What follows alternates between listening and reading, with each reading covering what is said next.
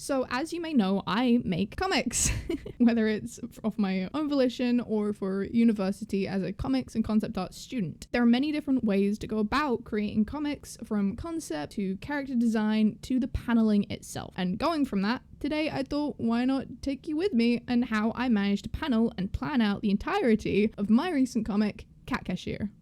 Let's get into it.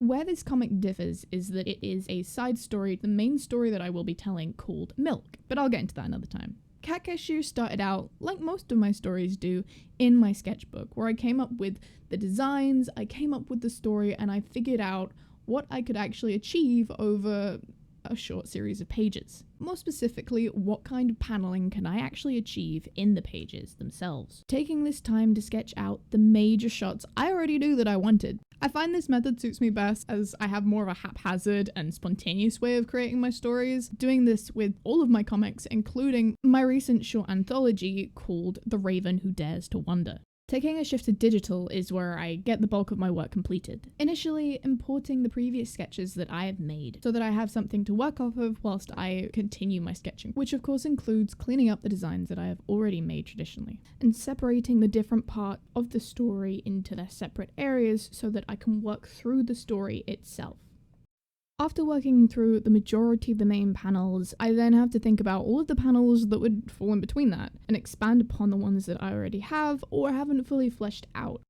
Whilst I do all of this, I tend to have the outline right next to me so that I can see all of the text and dialogue that I have, and I try to put it into the actual sketches so that I know roughly whereabouts each part is being spoken. The sketches end up being either very, very useful and I end up using them as story, but the majority of, the sketching process is trial and error, so I don't always include all of the traditional sketches that I've done, and I don't always include quite a lot of the digital sketches that, I end up doing there as well, because they might not fit, it might end up interrupting the story, or it just might be pointless filler that the story does not need. Which is why in some sections of this you will see me continuously redrawing one image just to get it just right, and in some cases I will just completely delete it and make a new one, and in even more cases I will just cross certain sketches out to remind myself that this does not work and to try and not reattempt it in the future. Because doing all of these random sketches on this giant canvas can get pretty confusing, I actually end up doing lots of little arrows to try and get the direction of what order I want the panels to go in, like this one first, that one after, blah blah blah, you get the gist. And yeah, then we have pretty much all of the panels sketched out, ready to try and make a comic with.